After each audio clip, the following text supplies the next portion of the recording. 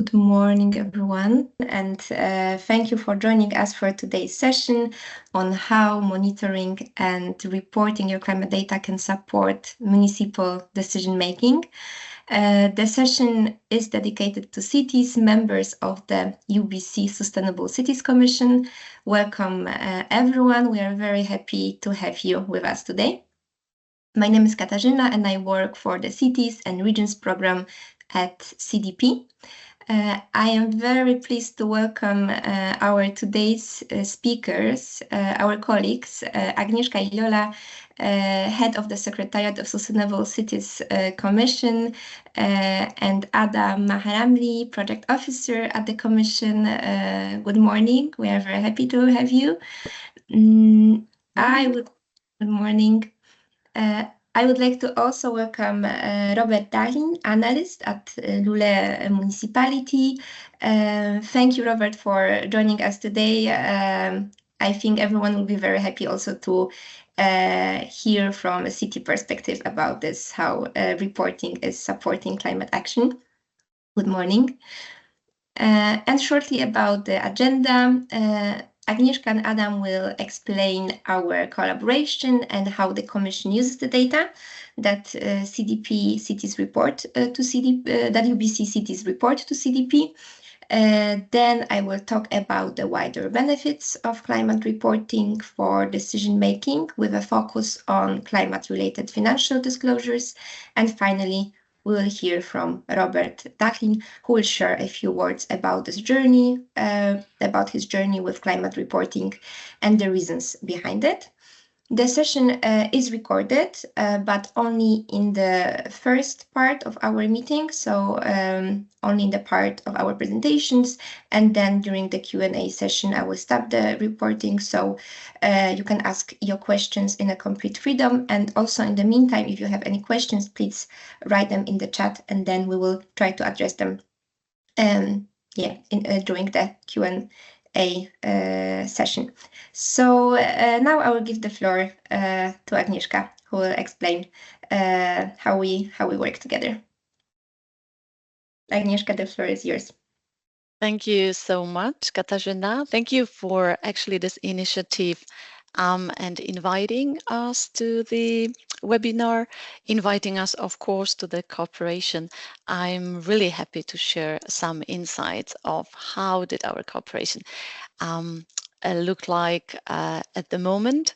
And of course, I would like to as well, on my behalf, welcome very warmly our UBC member cities that are present at today's session, and also acknowledge them very much for their work on climate disclosure and their active approach towards addressing the climate change, which is, of course, an important aspect of our everyday lives.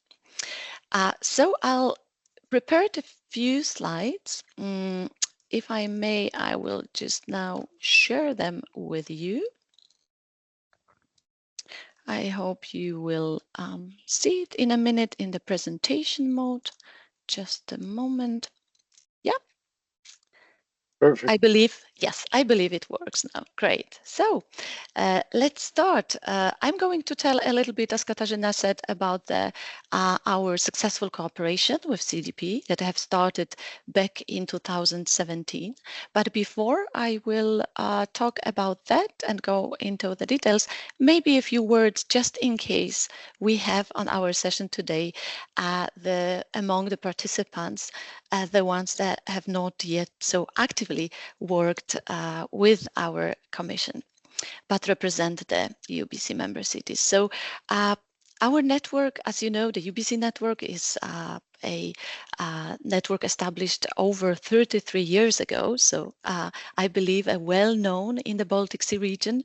We have over 70 municipalities working together on various aspects of urban sustainability. So we connect the cities that aim to build urban environments that are safe, that are healthy, attractive to our citizens, and most of all, climate resilient and green.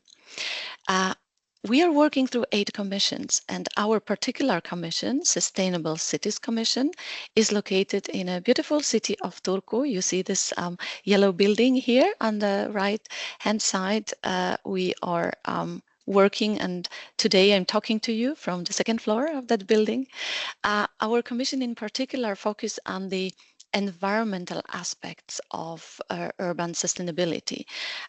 We are providing a meeting point for our partners, a platform for exchange of experiences, for peer-to-peer learning, and joint building of capacities. We hope that we provide a good place for our cities to exchange experiences and best practices, because that's the most efficient way how we can learn together. We are also, as many of you know and have cooperated with us through the project, we are developing and managing international projects as well, because we see that bringing the external funding and external resources to our cities for closing a certain gaps and needs is really essential and very valuable. And to give us a strategic focus, we are coordinating a UBC Sustainability Action Program 2030, which was launched back in 2020. Where we have gone under a very thorough preparatory process, and we wanted to ask our cities to tell us what they want to focus on during the upcoming years from 2022 to 2030. What are the core topics of cooperation? What are the main challenges in their cities? What are their strategic directions? And how we can pull this together and kind of build a comprehensive program where instead of doing things separately and in many terms, of course, competing in the region for different funding, how we can do it, align it and do it together.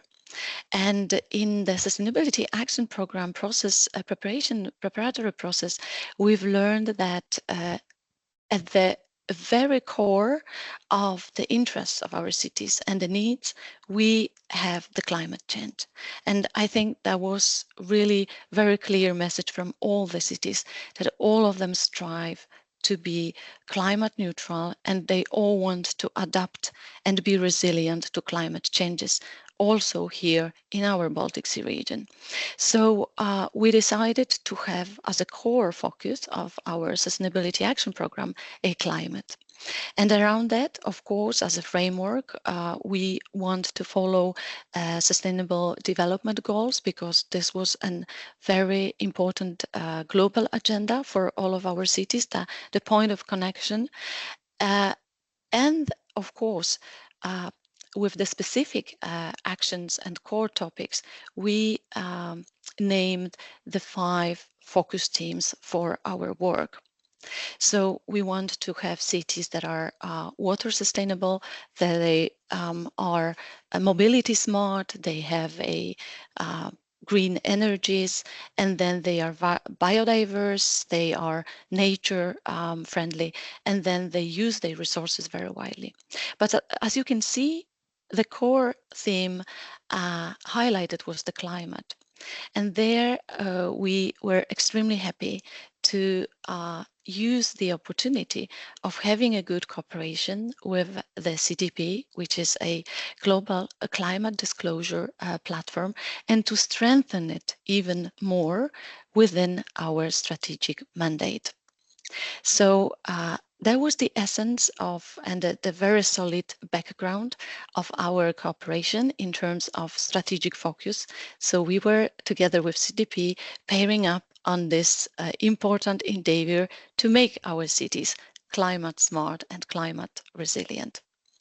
And of course, when we are talking about operational environment of our commission and what we could do from our side, we have a certain services for our cities. And what we tried to do when we were discussing with CDP how to the best use our cooperation and how to serve the cities the best with what we can do regarding the data, we have decided on our side from UBC that we will try to channel the information and the data that is collected through the reporting and disclosure in all our activities.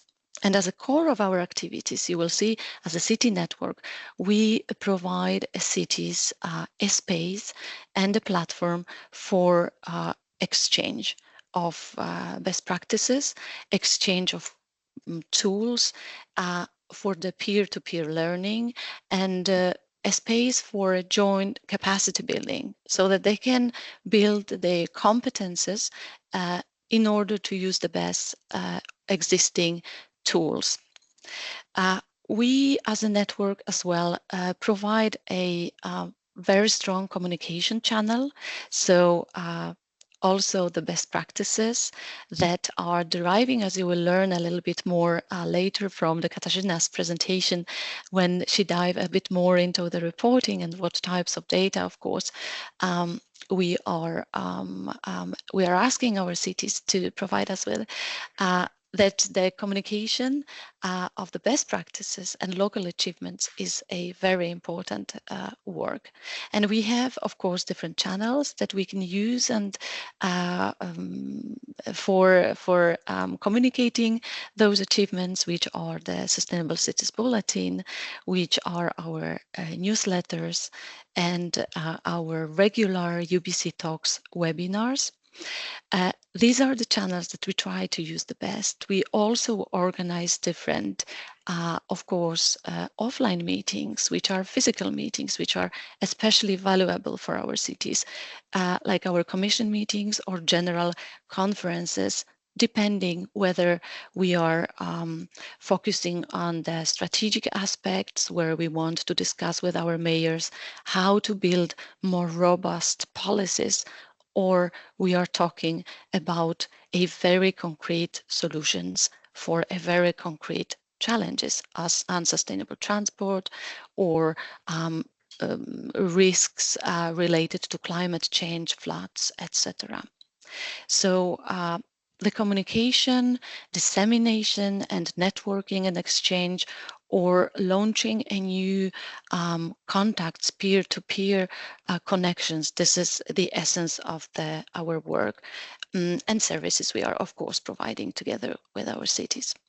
But we also try to bring the messages from our cities and try to represent their interest towards decision makers on national level, being it ministries, and also on EU level. And for that, we have our UBC representation office in Brussels as one important channel where we are bringing those messages, and in particular, the concerns related to the climate change and climate adaptation, climate resilience. This is an important part of our work where we are developing a joint policy position papers, and we try to meet EU officials to really show where our cities would need more support, more guidance, and more resources. And for example, we do have in December, beginning of December, our UBC Executive Board meeting, where on that occasion, city mayors from our member cities are going to meet and EU officials. This is one important part of our work, and I want it to tell it just now as well for all of our cities to know that we do our best to represent actually your points of views, your needs, also beyond our network. And then, of course, important part of our work is bringing additional funding, additional resources for cities for those particular very practical problems and challenges and gaps that they are facing on their everyday work. And these are our operational tools, these are international EU-funded projects. And as many of you might know, we are at the moment also running quite a few very important regional projects trying to address different aspects of urban sustainability, like mobility, like water management, but also climate, which is our main theme for today. When it comes to our cooperation, successful cooperation with the CDP over the past years, I think we mainly agree on one important message that we strongly communicate, is that the cities are the key to combat climate change. And of course, we need the cooperation on all levels. We need to really mobilize also the private sector. We need to mobilize national level and all the stakeholders like the research and society. But it is the cities that, of course, contribute significantly to the global greenhouse gas emissions. But at the same time, we are in the cities the hubs for innovation, the hub for practical solutions, for testing practical solutions. We are the hubs where the knowledge is built, where the economic activities are ongoing, and therefore we really need to have those active cities that do understand their important role, and they are bold in their decisions to take very active step towards climate, to address the climate risks. And we have been cooperating. We are extremely happy to cooperate since 2017 already, as I mentioned, with the CDP, where our cities have taken the decision to annually disclose their environmental data and gain the insights and the feedback on their climate actions, to get also the very professional support from experts on their plans, on building their targets and goals, and regularly get the feedback to know that their measures are efficient and taking them to the place and to the goals that they want to achieve. So to see they're on the good path. We have now in 2023 reached the 15 member cities that disclose their data to CDP, and among them it's really I congratulate all the cities shortlisted here, especially to our Swedish cities that in such a big number decided to disclose their data. And among those 15 forerunning cities that are closely cooperating already on the CDP disclosure, we have 2 member cities that are on the CDP A list in 2023, which means that they got the highest score for climate transparency and leadership, and they do really a lot, and they have very, very ambitious agendas on the climate. What I would like to mention here is that we are collecting the data from the cities that have disclosed the information on their different aspects of work and activities that they do for the climate. We combine them in the annual reports, which are based on the data, and especially they focus on the different topics which are aligned to our strategic topics, which I mentioned you before, being the water, biodiversity, climate, energy, resource efficiency. So this is not something that causes the I think additional reporting. It's not additional work for you, but I want our cities to know that we are really in that sense try to be very efficient in how do we approach you and how do we ask for the information. So at the same time, we try to benefit and showcase all your achievements that you are reporting to CDP, all the best practices that you have, different kind of tools that cities could benefit from the exchange. And what's the important for us, we, through the reporting, through collecting and analyzing of the data, we can actually, it's the additional instrument for us to recognize your city's needs. Yeah, the gaps, and to plan new activities, to plan new projects and our new services, how we can serve even better. So we see the progress, regular progress of the cities that are reporting, and then we see also where they need to focus more their work, so that we can also help here from our secretariat side when thinking about and developing new project or new activities. All the reports are available. They are open for any city that would like to see where we are standing at the moment with the work on climate, where we are heading for, and to maybe learn from the best practices. So you will find them on our website at ubcsustainable.net. To give you a few examples of how the reported data and the trends are used in our everyday work, just to mention a very concrete results, then on the data, on the certain data, for example, on the climate risk aspects, vulnerabilities, where that you've been reporting to us, we are building for example, a new project and project proposals at the moment for the climate change adaptation and disaster risk reduction. We have developed together with many of you who are even, I think, here online, a climate response project, which actually is, let's say, is awaiting for an answer. Let's see whether it will be approved. I very much hope that it will be approved soon by the Interreg Baltic Sea Region program, and we will work on the aspects, on the challenges that you have in particular recognized in the climate change adaptation and risk preparedness.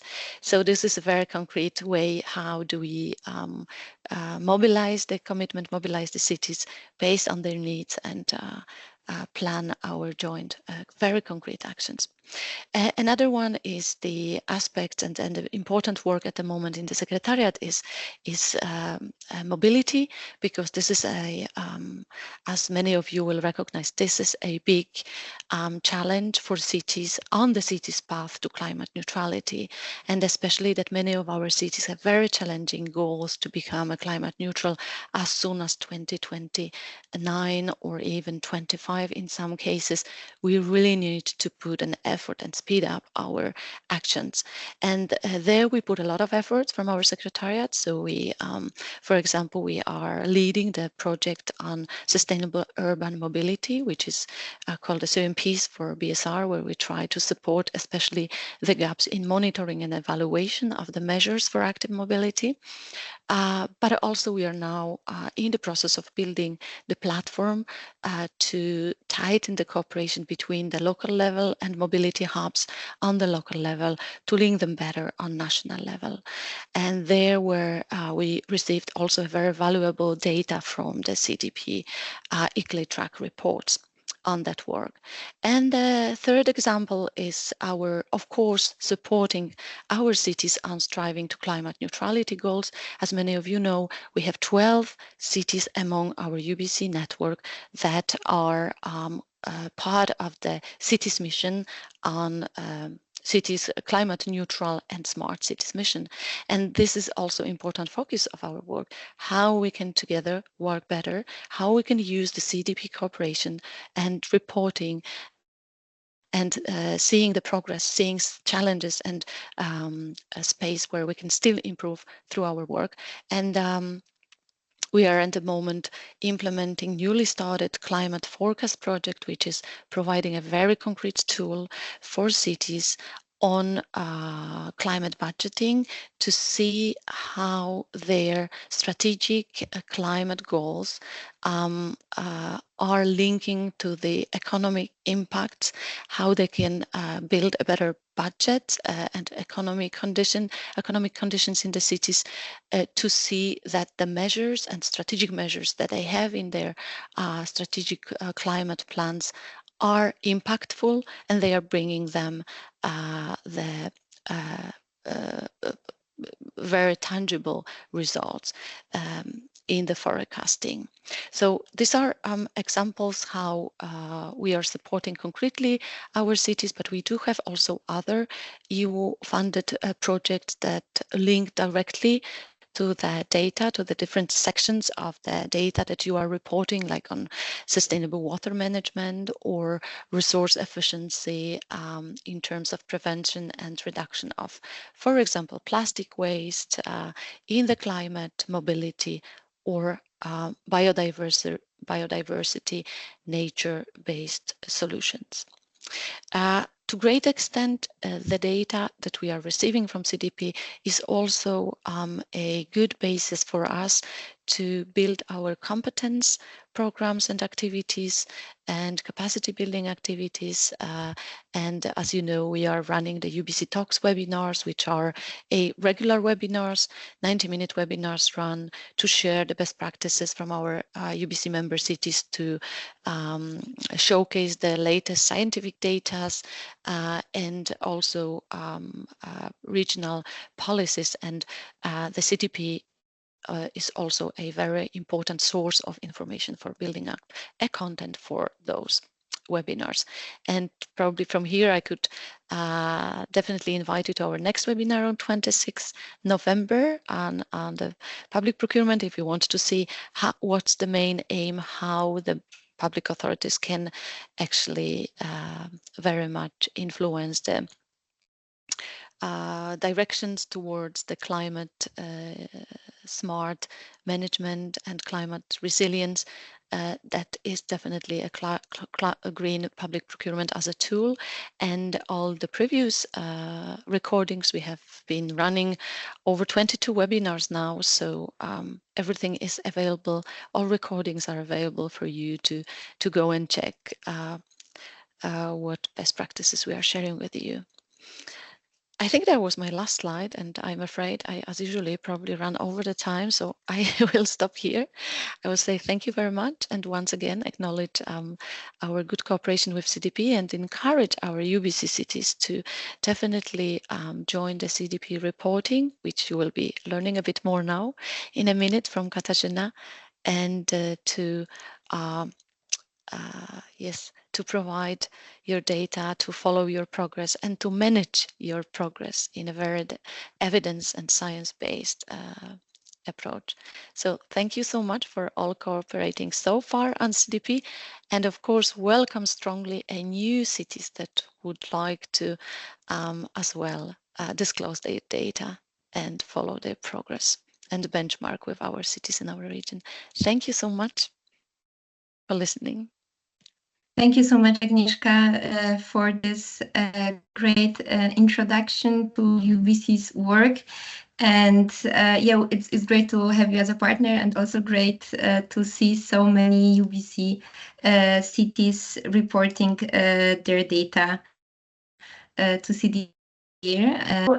I will try to briefly introduce you to CDP and how we work with cities. CDP is a global nonprofit that runs the world's largest environmental disclosure system for cities, provinces, regions, companies, and investors. And we believe that by measuring and reporting data in a regular and structured way, cities and regions have better tools to identify climate risks, but also climate opportunities.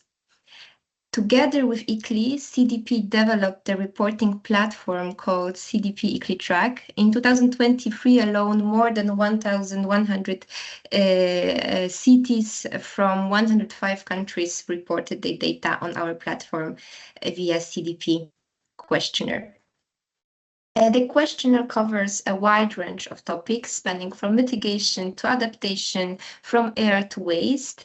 The exercise of reporting gathers all the city data in one place, inviting every department of the city and region to contribute to the reporting depending on the sector of the competence. But what is important, no question is mandatory, and we always invite cities to check it rather as some kind of a checklist rather than obligation to have once they start their reporting journey.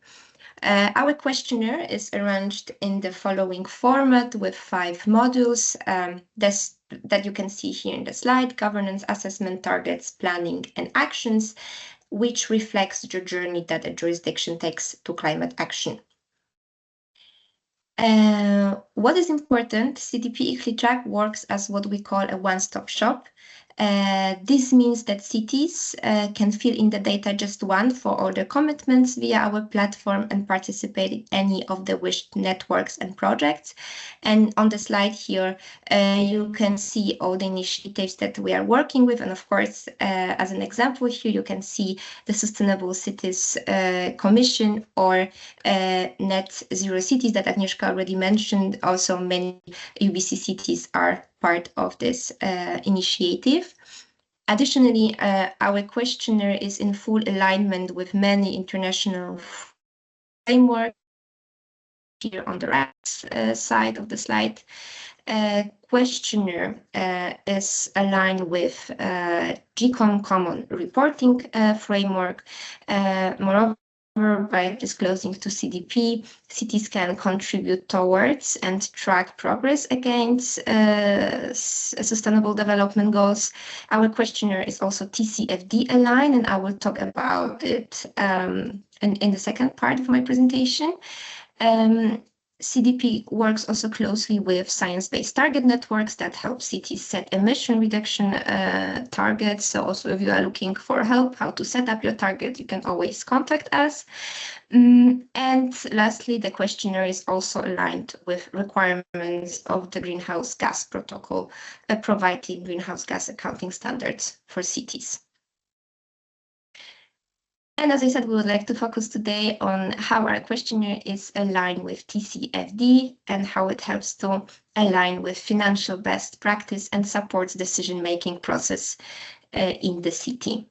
So the TCFD, the full name, the Task Force on Climate-Related Financial Disclosure, was established in 2015 by G20 finance ministers and central bank governance.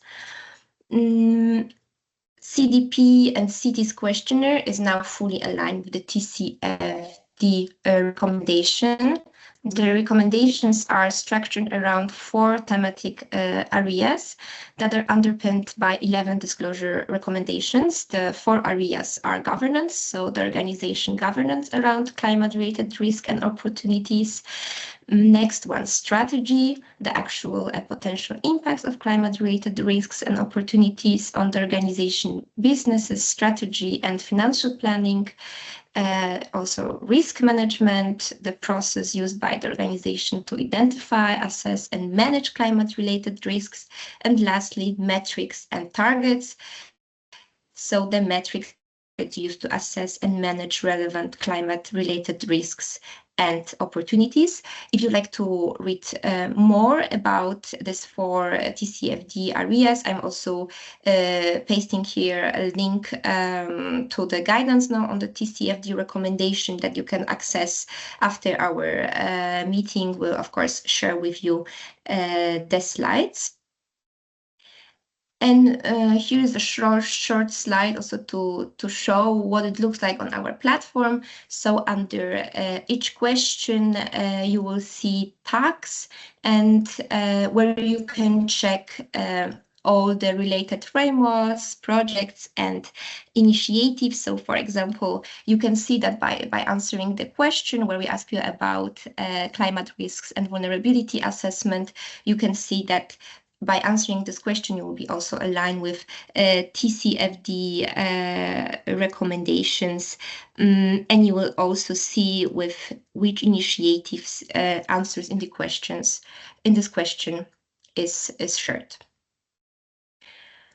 And why TCFD matters for cities and public sector authorities in decision-making? So first of all, it helps cities think through complex and direct risks to financial stability. Also, TCFD aligned reporting and planning helps align with private sector risk concerns. So sometimes some cities hesitate to disclose or dig deeper into risks because they are worried that this may make them less attractive to the capital market, but actually it is the opposite. So investors want to see also the climate risks. It also encourages cross-departmental collaboration and response, and is used as a common language within an organization. So there may be information or analysis being done in different municipal departments that may not be captured by other departments. For example, building department may do scenario analysis on the sea level rise, and finance department is not informed yet what is needed for capital allocation and planning. And lastly, what is worth to stress, is also a useful framework for engaging the private sector in risk management. And to continue with our climate finance work, I would like to present our Matchmaker program. So once you disclose your climate risks and opportunities according to TCFD requirement, you are ready to promote the projects that you are seeking finance for. You can do this by answering the question 9.3 in our questionnaire, where cities are encouraged to disclose climate projects they are looking to get funded, finance, or assistance with. And in 2023, 87 cities in Europe disclosed 421 projects worth 25.5 billion euro. The top sectors reported in 2023 were buildings and energy efficiency, transport, and water management. And when we take a closer look at UBC cities, we can see that 12 cities answered this question and disclosed 58 projects worth 32 billion euro. And the top sectors reported by UBC cities are actually quite similar to those reported in Europe, in broader Europe.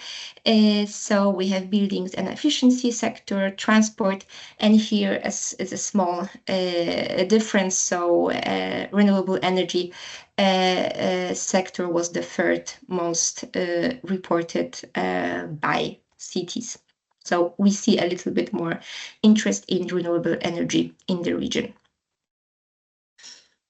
And you might ask yourself, how does the Matchmaker works? So you need to disclose, all you need to do is to disclose the data in the question 9.3 to CDP and our partners. Then our Matchmaker team analyzes project data and develops insight, and then identifies projects that may be eligible for technical assistance, capacity development, and linking to finance through our partner network. We also work on reports that we disseminate based on this data. And for example, last year's report was presented at the COP summit. And my last slide, just to reassure you, cities are not left alone while working on the questionnaire. There's a lot of support from our side, both before the submission of your report and then after the submission. So we are organizing workshops and webinars throughout the reporting cycle, focusing on different parts of the questionnaire. You can always ask us for one-on-one support calls. We can also check a draft response of your report and share with you a pre-submission feedback. Then once you submit your report, you will receive a score together with a feedback report. So you can also get ready for the next cycle and improve the quality and quantity of the reported data. Okay, so that's all from my end. And I will now give the floor to Robert Dahlin, who can share a few words from his experience about the disclosure journey and how Luleå municipality benefited from it. Robert, the floor is yours. Thank you. And first, I'd like to thank CDP Platform and the UBC Sustainable Cities Commission for the opportunity to represent Luleå Kommun in this forum. And I've been asked to answer 3 questions. How do we prepare for reporting to the CDP platform? And the first step is to compile and have a comprehensive list ready to go of available climate, environmental, and energy statistical sources, as this provides the foundation for tracking our climate goals and the basis for our understanding of the greater climate information landscape. Additionally, we have established a list that includes political goals and published planning documents that directly or indirectly support climate, environmental, and energy policies. In our case, we have strengthened and better organized both our statistical sources and planning documents. For each planning document, it's essential to note which ones require action, which ones serves as guidelines, and their current and post implementation status. And the second question was how and what offices are involved during our reporting in our jurisdiction. And our office is part of a department that operates directly under the city executive board, making it our responsibility to coordinate with other departments and offices. And our primary collaborators in this effort have been our local waste and water management company called Luleå, the local energy company responsible for district heating, Luleå Energi, the traffic planning office, and other internal offices within the city executive board. And the last question I'm going to answer is, how are we using the platform to inform decision making and improve environmental performance? This process helps us benchmark our progress. This process helps us benchmark our progress. The scoring grades will impact how we assess our standing relative to other cities, particularly in Sweden. Working with planning documents that are not yet organized by themes such as energy or climate has been challenging. However, by categorizing and organizing these documents, we have been able to highlight actions that are ongoing or underway, even though they're not part of our larger framework. There are also climate actions and adoptions that cannot be easily quantified or reported, which we aim to address in the future. And lastly, the score and accompanying evaluation report can help us focus our efforts on areas of need, guiding us in how to allocate our limited resources, such as money, time, and personnel, to maximize climate impact. With a well-respected third party like CDP platform, we can publicly and internally display our climate efforts, addressing greenwashing concerns, as we intend to align our plans with actions and build trust that a science-based approach can work. And lastly, we recognize that we haven't yet achieved the A rating, but progressing up the scoring ladder is both a challenge and an achievement worth celebrating. Thanks. Thank you so much, Robert, for this great overview of this, how you work with the CDP platform, and also what your city gained with the disclosure. It's great to see that that you are treating it as a kind of a checklist and some kind of mobilization to gather all the information in one place and start cooperating more broadly with the different departments within the city. This is definitely what we're aiming for, and thank you so much for disclosing already second year in a row. Thanks so much. Yeah, I wonder, Adam, if you would like to add something from the UBC experience still with disclosure, since you are on the screen, or we should move directly to the Q&A section?